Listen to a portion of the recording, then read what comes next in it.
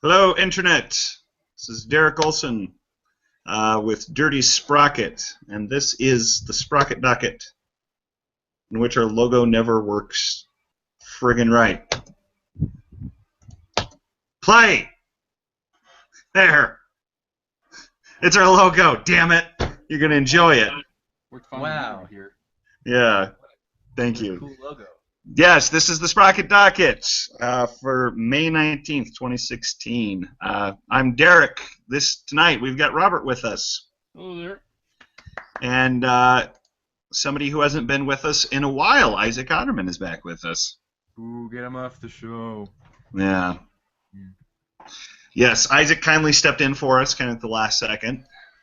Isaac has done old Sprocket Dockets with us, but he hasn't done any of the new ones. It's been about a year-ish. You were in the old docket, now you're in the new docket. It feels so different. Like everything is different now. We have a logo now, so it is different. Yes, also you have to refer to us as sir. Yeah. You should just do that anyways, all the time. Yeah. I feel like that it takes away a lot of my authority. You know? Good. You don't need any. No. Yeah, Whatever you say, sir. there we go. Yeah, we're a little bit later tonight than we usually are for the Sprocket Docket. All three of us are in a community theater play right now. Robert and I are directing. If you happen to be in the area, the Bellefouche area, here in June, we've got a cool show. But if you're watching from like Vermont or something, then I guess you could still come. Yeah, then make it a weekend trip. There you go. Yeah. We have the gorgeous Black Hills. You can go to Mount Rushmore and all sorts of fun stuff. So, yeah. So, but we had practice tonight, so that's why we're a little bit late tonight than we usually are. So, yay! Hey, we have a viewer, and somebody's actually here with us. Yay, viewer. Hello, viewer. Tonight, it's Dan. Dan's watching us. Hi, Dan. What's up, Woods? Hey, Woods is working on a new show. Oh, sweet. Project. I don't know if I was supposed to say that. That's all right. Nobody listens to our podcast. but I got a taste of it because we're cool. Cool like that. Dan says it's hard to hear me and the other guy, and Derek is way loud. Gotcha. I'm going to adjust. Wow, Derek. I'm adjusting. I need to be louder than all of you. All right, everybody should be louder now, and I'm quieter. Are we good? Cool. Are we good, Dan? Can you hear us? Can you hear us? Can you hear us? Can you hear us? Let's have an entire podcast like this, where we're just asking about levels. Yay! All right. So tonight I'm back. I haven't been here for a couple of episodes. Robert was very gracious and hosted the last two. I wasn't gracious about it. I didn't like doing it one little bit. No. You did fine. You did good. I listened to him. All right. You were good. Yeah, Even though you come back and everybody leaves. What's up with that shit? Yeah. Everybody else is gone. I'm back, but everybody else leaves. So. It's because Derek stinks. Over the internet. Yes. Sorry, I give us ample opportunity to make fun of Matt and Jake and. Yes. We can't Screw really you guys. Yeah, we can't really make fun of Ryan though because he's working. Yeah, Ryan's a working man. I will make fun of Jake and Matt though because you guys made fun of me. I had a legitimate excuse, kind of. You didn't. No, you didn't. You took did your too. sister out on a date. Yeah, there's nothing wrong with that. The guys, you go hang out with your sister. Yes. And So I'm an awesome brother. Just because it was Mother's Day, and she was a brand new mother, and she just had a kid, and she hadn't been out of the house in a while. That's weak. That's why I'm awesome. That's weak. I'm also very dapper. Look at that, I got a tie on.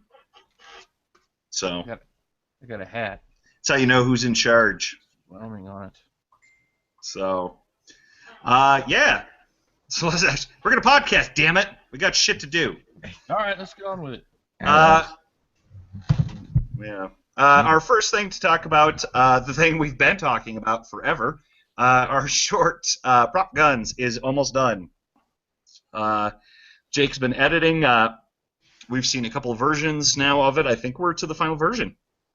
Yay. Yeah, we're right there. So, Yeah. It'll be my debut directorial. It's his magnum opus. He'll never get better. Yep. God, I hope that's not true. I love that you've directed our last two shorts. Then you directed Prop Guns and You Can't Refuse, which we'll actually talk a little bit about tonight. Wrote and co-wrote the last two also. Yep. Yep. Multitasking machine. I know.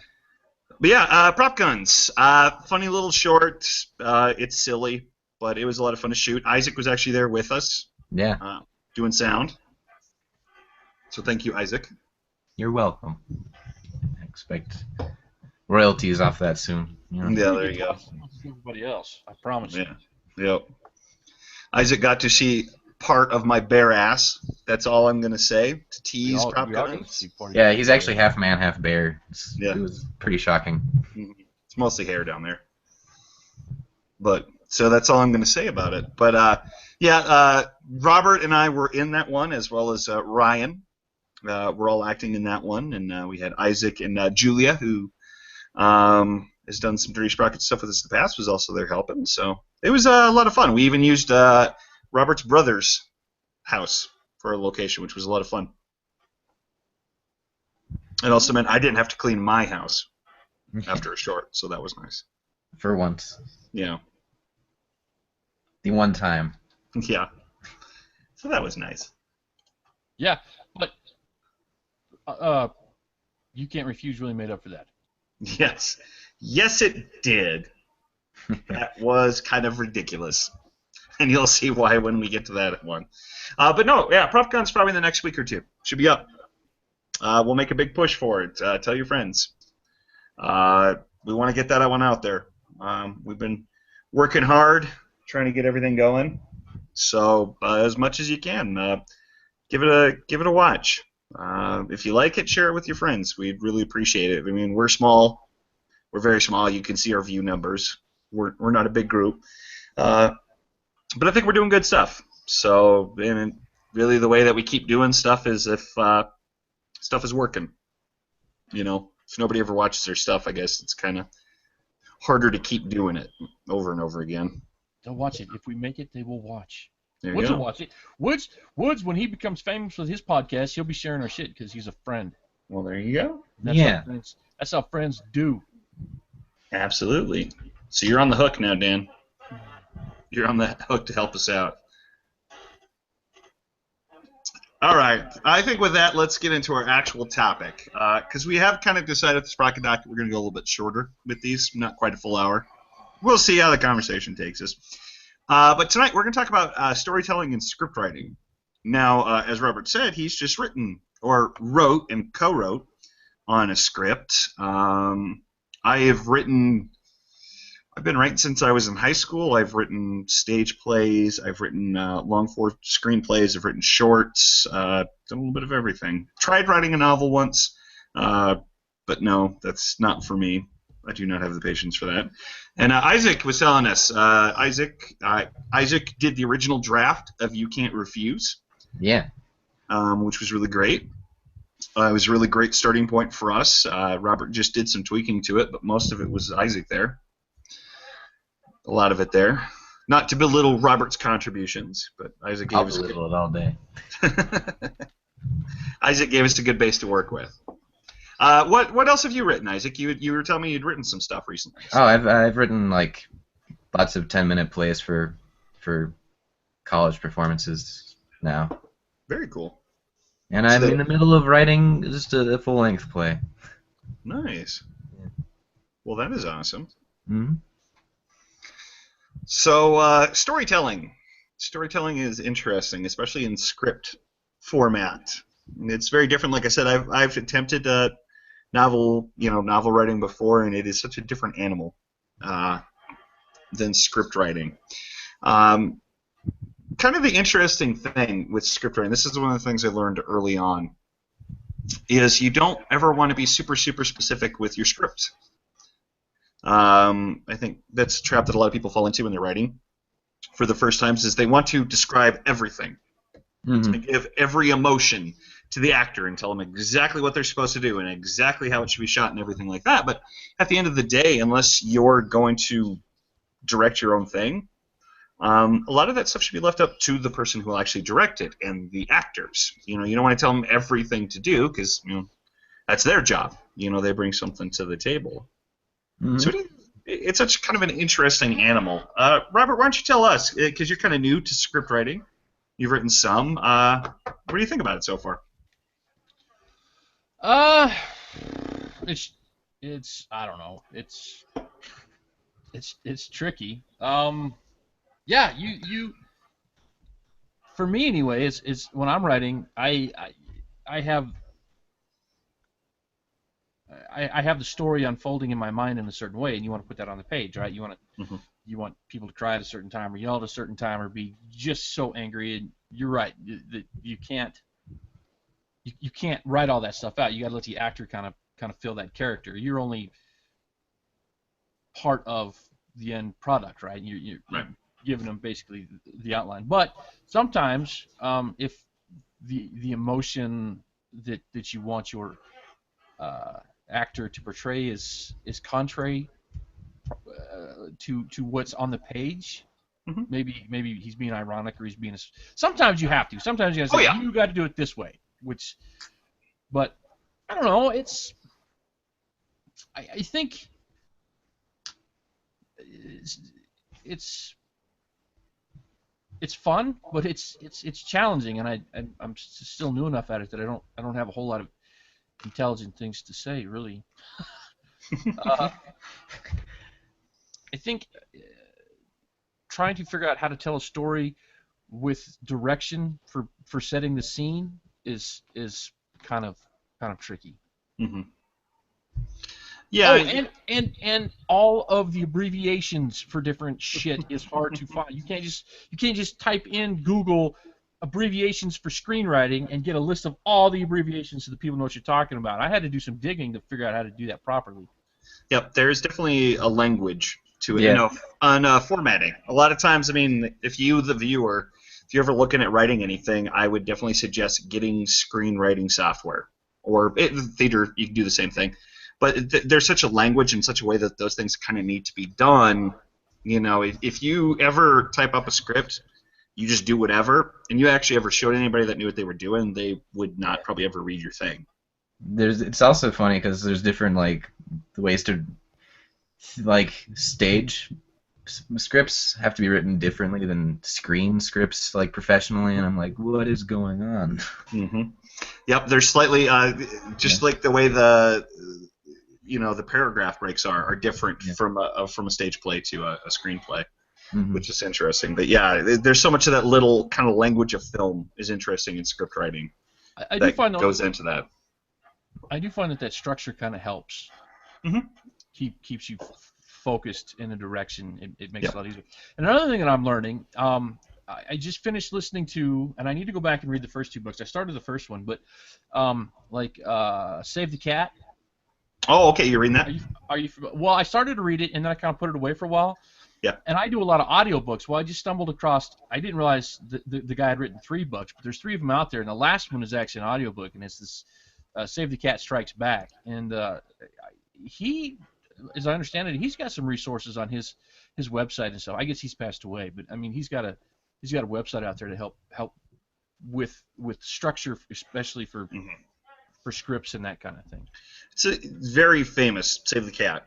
I mean, that's very much, it's and what Save the Cat means is it's kind of a moment, usually early on, to kind of show your audience, that your protagonist is maybe a good guy or things like that. Save the cats doesn't necessarily mean they save a cat. It can be a lot of different things, but it's kind of a moment early on. Because the thing with script writing, we're talking about it for our purposes. We're talking about a visual medium, right? It's not a book. It's not an audio book. This is something somebody's going to watch, theoretically.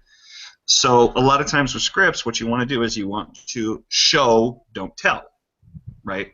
You don't bad script writing in bad movies. A lot of times, characters will tell you. They'll tell basically directly to the audience somebody's characteristics, right? How you're supposed to feel about them. One of the most famous examples I think is always funny is the movie The Room, right? Terrible, bad movie. It's glorious, but bad. But it's funny that the main character of Johnny is supposed to be this nice guy, right? well, you don't really ever see him being that super nice of a guy, but literally every character keeps saying, "Oh, Johnny's such a great guy." Well, my favorite customer. Yeah, his fiance, his mom. Oh, he takes care of you. He does this, this, and this. Right? That's not good screenwriting because you're telling the audience, but we're not seeing any of this. And so that's kind of where Save the Cat comes in. Is it's not just, oh, this is a good guy. This is a nice person. Nice person. They do good things. You have a scene where you can show the audience that. Mm. It's like for like a positive example, it's like very opening of The Incredibles, where we see Mr. Incredible literally saving a cat. Yes. Yep. And there are definitely instances where somebody actually saves a cat. Yeah. I wasn't like trying to like think of an example. I was just like, Incredibles did that, and I'm like, they actually save a cat in there. Yep. Well, let me ask you this, Derek. How do you flush out personally? How do you flush out a story idea? Story idea. If I'm starting with a story idea, I usually will write out an outline. Pretty basic. Because, I mean, you kind of briefly mentioned this, but for the last I don't know how many years, you've written one-act plays for high school. Yep. Mm. As well as some of the other plays that we've done in community theaters. I mean, you do this a lot. Yeah, I've written full-length stage plays, and I've written one acts. Like I said, I've written a few full screen plays. My one almost moment was in college. I almost had a script of mine almost got picked up by CBS. Now, by I mean almost, I mean there were some early talks that never went anywhere. So it wasn't like, oh, this is being made, then it fell through. But that's my like, hey. So I've written some full screen plays, and I've written a lot of shorts. The last couple of shorts that are actually on Dirty Sprocket right now, Unknown Caller, I wrote, Friend, I wrote, some of our older stuff. Oh, excuse me. So yeah, I like to sit down when I get an epiphany. Something comes to me. Bam, get that idea.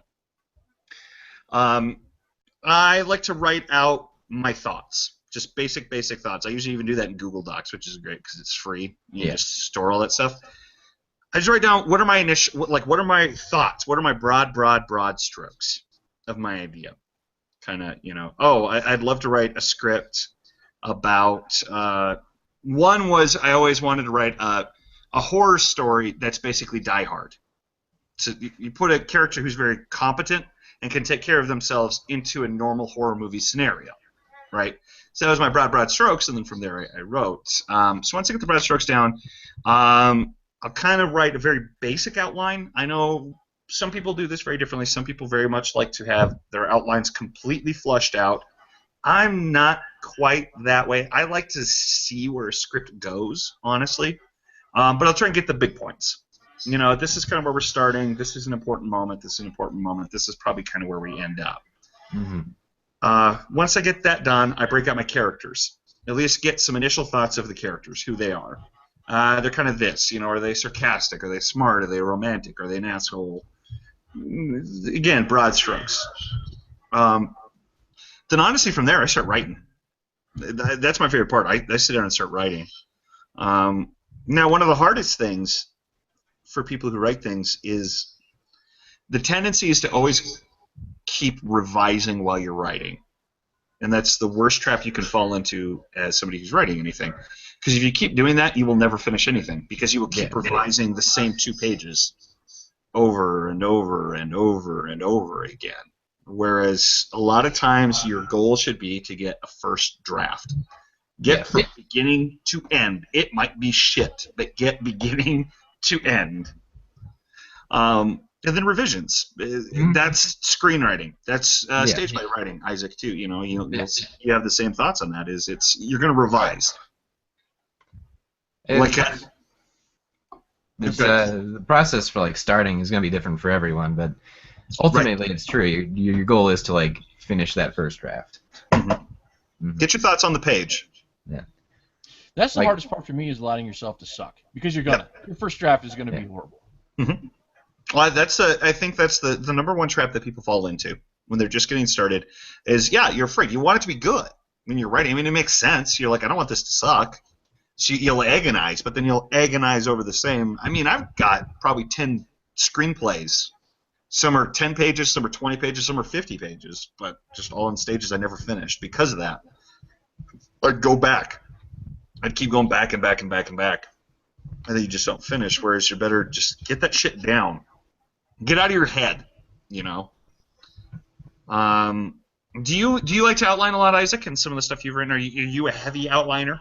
I usually like get the main plot points down, and then the way I do it, I get the main plot points down pretty rough. Like, it's not heavy in any sort of rate. But I do like to have my characters, like, fully fleshed out.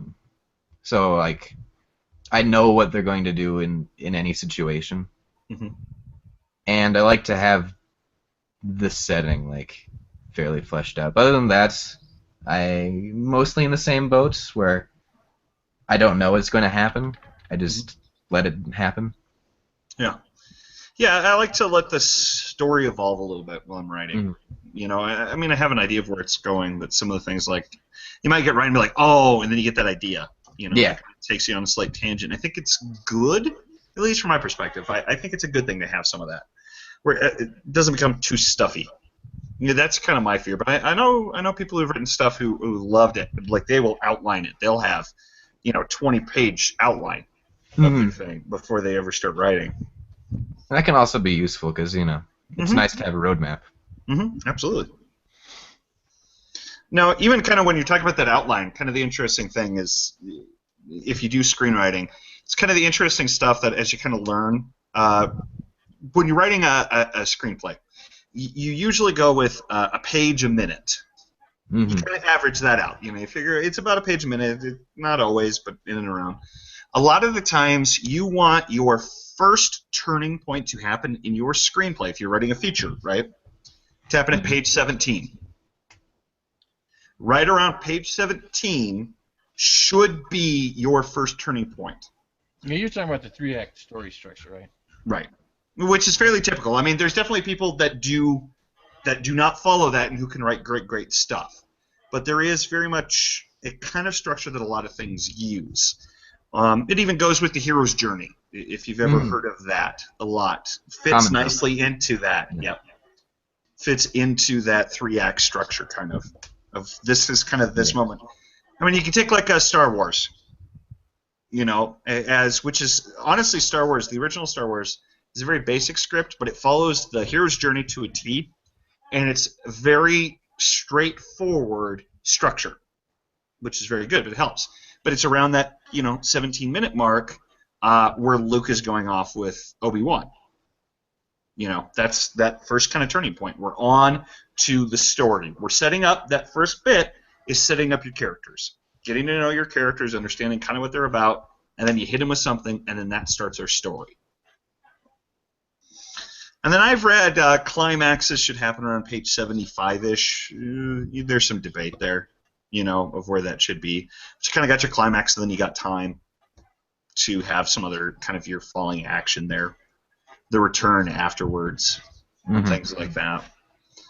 Which again can trap people in a very generic sense, and that's honestly a reason why a lot of movies feel very similar. It's because a lot of them follow that structure. This to this to this to this to this. I mean, all the recent Disney animated movies have had very similar structure, but that doesn't make them bad movies. No, absolutely not. Yeah.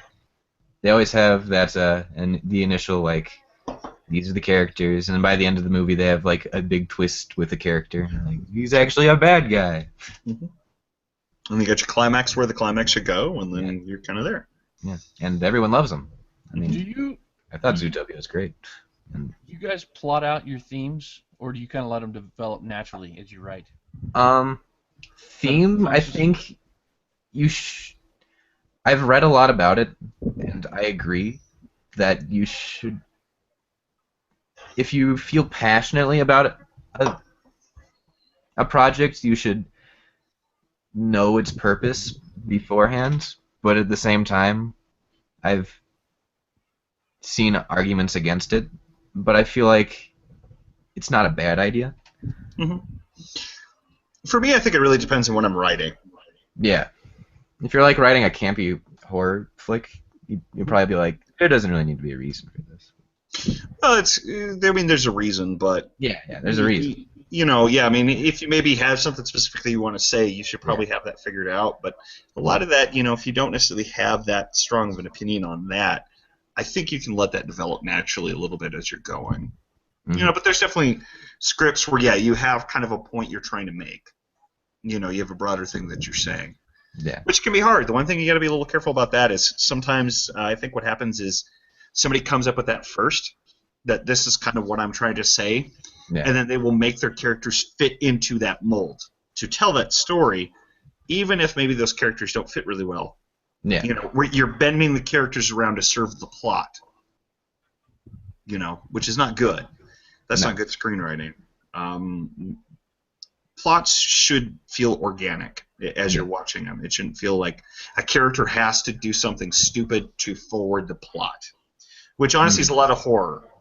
A lot of bad horror is that really how they're able to go from point A to point B is basically characters have to be the stupidest characters possible and be very inconsistent. There's no reason for you to split up, but storytelling wise, because I need this kill to happen, I need these characters to split up. I don't really have a good reason for it. Now, a good scriptwriter, you may have that, be like, well, I need this to happen. You will find a way to make that work, but bad ones are just like, oh, let's do this. Yeah, it's probably, if you want like an example of like the extreme of the tropes, a good movie to look at would be Cabin in the Woods, because it explains like A, why it's dumb, and B, like what rational characters look like. Absolutely. Which is kind of fun when you get stories like that kind of play with that. Be like, yeah, this is kind of dumb the way people act. Yeah. Also, you should just watch Cabin in the Woods. That's a good movie. It's a good movie. Yeah, I think the hardest thing sometimes for people, this definitely for me when I was first starting out, I'm not saying I'm a genius at it now, but I think I've gotten better with it as I go on, is with characters of making them feel consistent. Yes.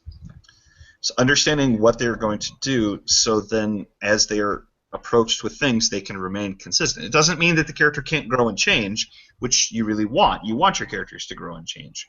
But it should never feel completely out of left field. That change doesn't feel organic to the character. This is forced upon you because of the plot. That's not good. Yeah. Like, how does a certain character react to his mother getting cancer? You should probably know. Yeah. May never happen, but I mean. Right, yeah. I mean, you might write a whole bio that, that nobody ever reads, or the audience is never going to know all the particulars of that, but it kind of helps you. It helps you kind of understand the characters. Like our short web series that we were working on at one point, Jupiter and Mars. Excuse me, that Coors made me burpy.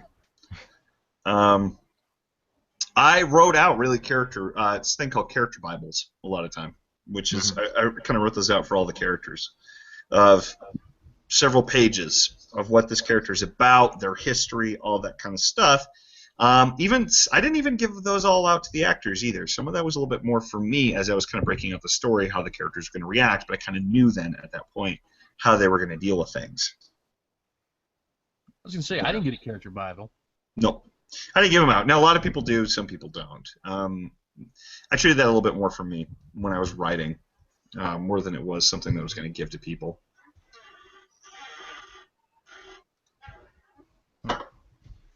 But yeah, characters. Yeah, characters are pretty cool. They are important. They're very, very, very, very important. And I think a lot of times that's the difference between a good movie and a bad movie. A lot of times. Yeah. I always try and put characters at the forefront of my stories, but Yeah, I mean, there's kind of two different kind of stories you can tell. You can kind of tell a more plot-driven story where the characters aren't as important; it's more the plot. And then you have your kind of more character studies where the plot doesn't matter quite as much as the characters do. But by God, if you're going to write that, your characters better be strong. Yeah. I mean, that's like a lot of Coen Brothers movies. Mhm. Like The Big Lebowski. I mean, there's a plot, but the plot really doesn't matter that much. It's all character study Yeah. about the characters we meet. Which, dear God, I hope everybody's seen The Big Lebowski out there in the internet. You should have seen The Big Lebowski. You know, I gotta say though that character, and I realize that you're not saying this, but characters are important above all else, right? Because even if you've got a plot-driven story, if your audience doesn't care about the characters, they won't care about the plot. Right. Yeah. Right? And in a character-driven story, if your audience doesn't care about the characters, you don't have anything. So I mean, no matter what, it's always a character-driven story. Yeah. It has to be. Well, I think sometimes you know what I mean? I definitely see what you're saying. I think sometimes there's slight changes to that where the characters aren't very deep in a plot-driven movie. Sometimes I'm not saying that they have to be deep, but Right. they have to be compelling. Right. Right? I Big think Lebowski characters are not very deep, but they are compelling. I think it's a well. Go yeah. ahead. I was about to say it's kind of like superhero movies. Like those are very character driven. Like I was gonna put this one back in the thinker for a second before I brought it out, but superhero movies are just like Civil War. It was a really good story, but at the same time, Movies. the main plot of the movie wasn't nearly as important as like the character arcs that went into the movie. Right. Yeah. I think kind of what I meant, Robert, is not necessarily deep, but they could be very stock sometimes. Yeah. War movies, I think, are more that. Yeah. Where a character maybe kind of has one personality trait, just so you can kind of identify. Like Black Hawk Down, I think, is a really good movie. But that is very much more a plot-driven movie. You're given some characterization here and there. You get these little moments, but it's not a whole lot.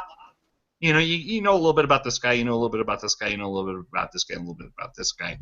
But the movie is more the plot. And I agree. I mean, if you have shitty characters, it doesn't work, no matter what you're doing. If your characters blow, yeah, you're done. Nobody's going to like your thing.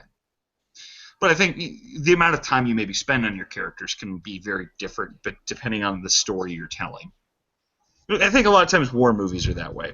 Yeah. It's more just an archetype. You know, this is kind of the jaded loner. You know, this is the kind of sarcastic asshole. This is kind of the all-American. You know, you're not given a lot, but. Uh-huh.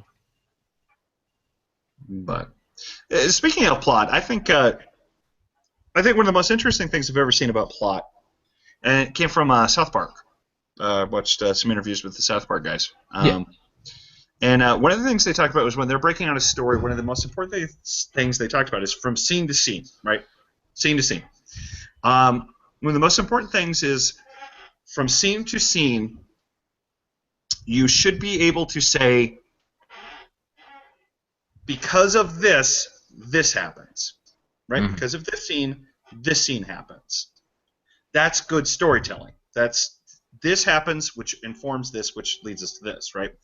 Bad storytelling is this happens, and then this happens, and then this happens, and then this happens. They're not as well connected that way, and it makes it not as good storytelling. You want what happens here to matter to the next part of the story. I feel like that's true for most things. Mm-hmm. I'd say like the big counter arguments would be some of these newer, like you need to be hyper intensive, like watching this type of show, like Game of Thrones, because those scenes are, I mean, they're very, like when between like the different characters, it might not immediately become apparent, but things do change. Well, I think the important thing is it's not necessarily. You're right. Yeah. That if we're on, but I agree, like 98% of the time. Well, I think that's the thing is like we're Jon Snow story, and then we bump over to Cersei, right? Yeah, that's going to be this happens and then this happens, but within their own story. Within their own stories, yeah. Yeah, because I mean that happens sometimes. No matter what, you might have to have a break because something else otherwhere is happening. It may not be directly related to the scene before it, but it should all connect. Yeah. Well, I think even that happens for a purpose too. I mean, because of your action, your intensity, there has to be a rise and a calm, an ebb and a flow, Yeah. right? Mm-hmm. And so there might be the red wedding, right? You're doing that scene. Yeah. You can't go from the red wedding to another super intense scene, right? You can't go from Right. that Mhm. to Jon Snow getting killed. You just can't. Right? It's too much for the audience. Spoilers. I don't care. This isn't that kind of stuff. So you might go from the red wedding to Cersei bitching about Right. something else. Mhm. You know what I mean? So you have that lull. So you have people Yeah. have an opportunity to, or you just end the show because I think that's what they did. Yeah. But you see I what think I'm they canceled Game of Thrones on the Red Wedding. Yeah. So it might look like it's a random scene that they're going to, but the reason that they Yeah, went yeah. to that scene was because of the tone was needed. Right. But theoretically, what set up that other scene though came before in that storyline. Like the Red Wedding is set up Right. Yeah. because Rob did this, which Yeah, led to this. Rob refused to marry that ugly chick. Right. Mhm. Which led to this, which led to this, which led to this. Yeah. Which is better script writing. I mean, it's not necessarily mean that it's going to be a great script, but it's better functioning storytelling to do it that way, as opposed to just this happens, this happens, this happens, this happens. None of it feels very connected. Yeah. It's kind of funny. It's our other podcast, My Sequel, which you should go listen to because it's I have. awesome. Thank you, Isaac. I think it's pretty okay. Yay! Isaac gives his approval. Technically, he only gave us a tacit okay. He did. That's I like said pretty okay. I'll Excuse me. take it. okay. We got a pretty okay. All right. I'll take it. But the more recent movie, and this is just our go-to now to shit on, is Batman Superman.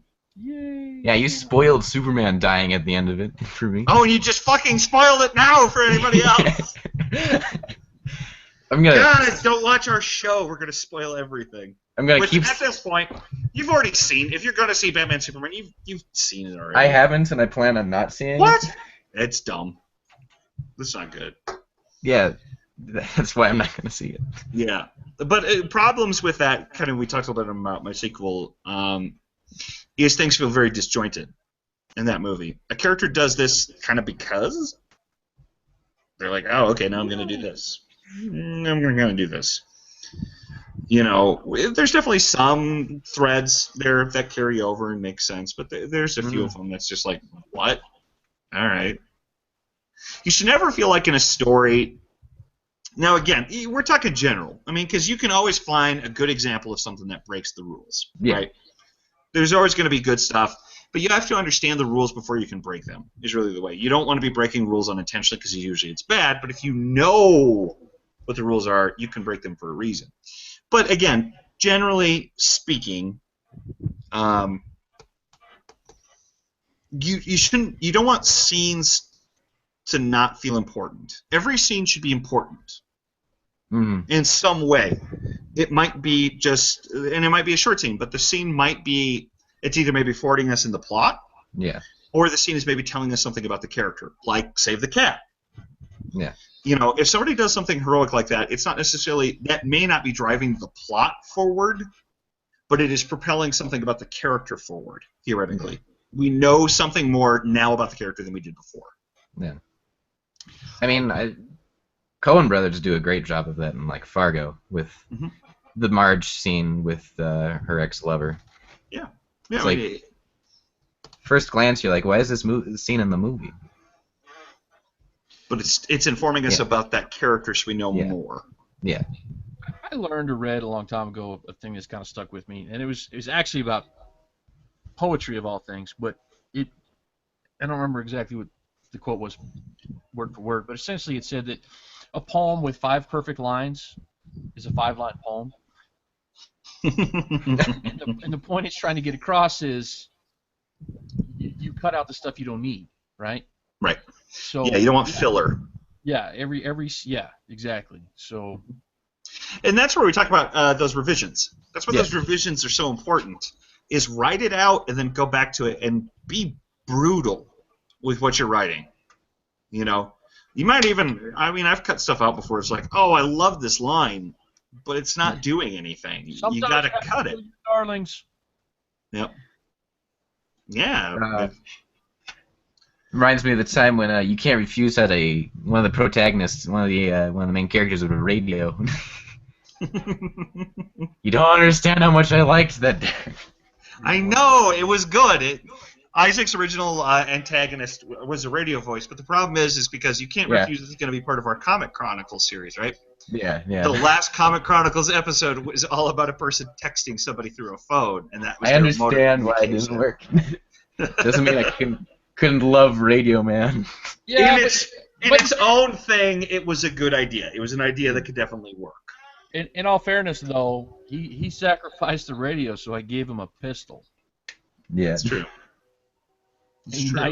A nice pistol that cost me a lot of money. Yeah. By the way. I think originally there was still the guy still shot the radio, so you know. Yeah, there was something like that in it. Yeah. But yeah, I mean that's a good thing. Even Robert and I most recently, those of you if you don't know, I teach high school theater part time. Isaac was one of my former students even. What? Actually, several Dirty Sprocket people are former students of mine. Yeah, like Robert. No, yeah, I taught Robert everything he knows. Well, that's not untrue. Yeah, Robert went to high school with me. He was actually not a high school same age I am. Under Derek. Tricky thing on fun, account of fun true fact. So, but we do a one-act competition. This year's a one-act competition. We're supposed to do a drama, and for the life of me, I could not come up with an idea. And Robert came over, and we just kind of shared ideas back and forth. Yeah, mentor becoming the mentee. There you go. But we kind of came up with some very general ideas. We kind of broke out the story, and this is the kind of story we want to tell, and here's some ideas, here's what we could do, here's what we can do, here's what we can do. So I kind of typed all that up, after we talked and got it. And then when I started writing, though, there was definitely stuff that I ended up cutting out that I liked, but it was kind of like, okay, this was a good idea, but maybe not for this story, because it's just like, well, this is kind of just one more thing, to worry about, where we want to be a little bit more streamlined. Streamlined is not a bad thing. Being very efficient is good, I think, in storytelling. That doesn't mean it's bad. Get in. By the way, that one act went on to win. Yeah, we won regionals with that one. Regionals, and then you got an excellence, or was it just actors that got excellence, or whatever that award is in states? We had because for some reason state judges always hate everything I write. So we did get it. It's because you wear a stupid belt buckle. That's fairly it. Did any of them give you superior at state? Don't know. You never know. Theoretically, we could have had one. There's no way we couldn't have had two, though. We either had one or none. Not to get into that too much. I had some actors. That's a state competition that did well. It's kind of funny though. Even talking about story, I think that was a good script. I really do. Not to toot my own horn. It definitely helped. I think Robert helped me come up with a really good concept. I think between the two of us, we came with a really good idea. But I thought it was a very efficient script. I even had one of the activities directors, kind of my boss for that stuff, told me it was the best one act he'd seen me do that we had done. He really liked it. A lot of compliments on it. But I think a lot of it was we try to do a lot of show don't tell. I think things came across, but we weren't, oh, you're mad because blah blah blah blah blah. We tried to show why somebody was mad, right? A little bit more, and it was funny because the judges at state competition spent the entire time trying to rewrite my script, which was awesome. And they were wrong, honestly. I know it could be very subjective. They were wrong. Their ideas were dumb, and I'm going to say that. They had some very stupid ideas about how to change things. I don't know. One of them is the wife to one of the people I work under now, so you better be careful. They were dumb ideas. I've never met her, but apparently she exists in my sphere of influence. I don't mean she's dumb or untalented, but there were some dumb ideas there. But And that's actually something I enjoy. I know some people like to kind of just write on their own.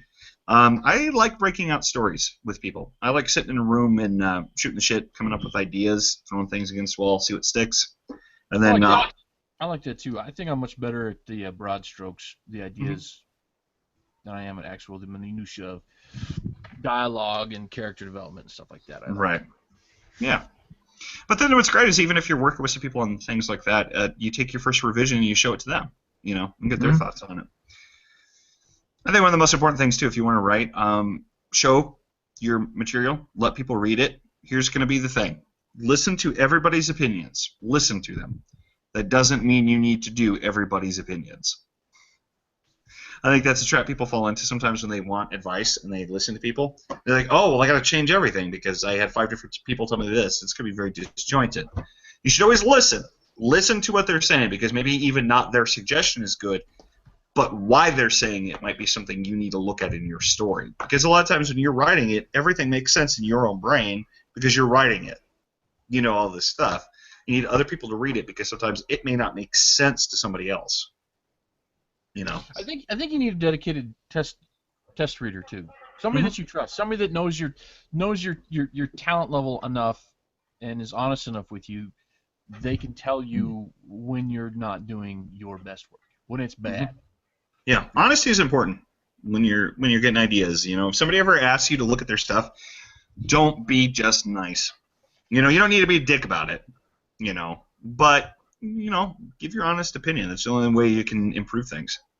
Mm-hmm. If everybody blows smoke up your ass to tell you it's amazing, it'll never get better. And you'll never get better as a writer. But anyway, well, I think we're getting close to our mark here.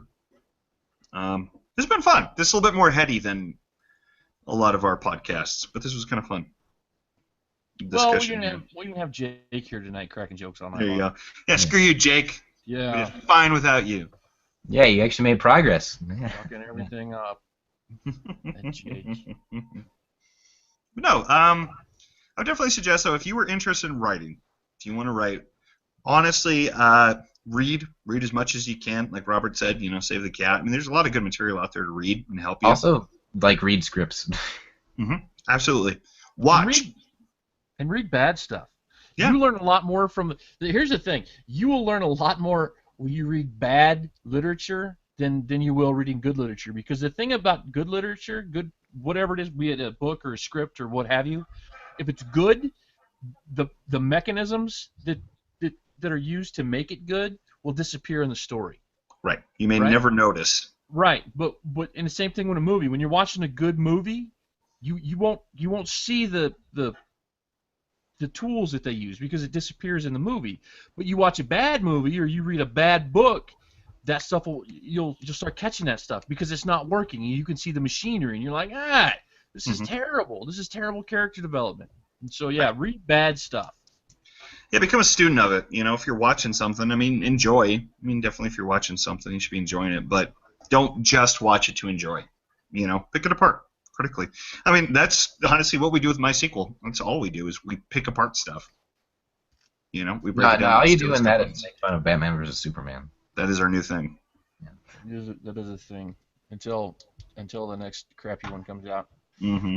Do you think Suicide Squad will suck that bad? I don't know. I'm not hopeful about it, but I'm not sure. I'm really not sure. I don't have any faith in the DC universe right now, but Not to get sidetracked, but that's what we do best. Yes. With the changes to the controllers, I don't know who these people are, but the recent changes they made to the. Do you think that's going to be an improvement with the two guys that are now in charge? Not much, because Jeff Johns already kind of was in charge. In a way, it wasn't like he was somebody kind of completely out of the situation. Just get Feige to do it. I know he's busy. There we go. But that was the thing is, like, Jeff Johns, he's been president at DC for a while, like creative control and things like that. So he's not necessarily new to the process.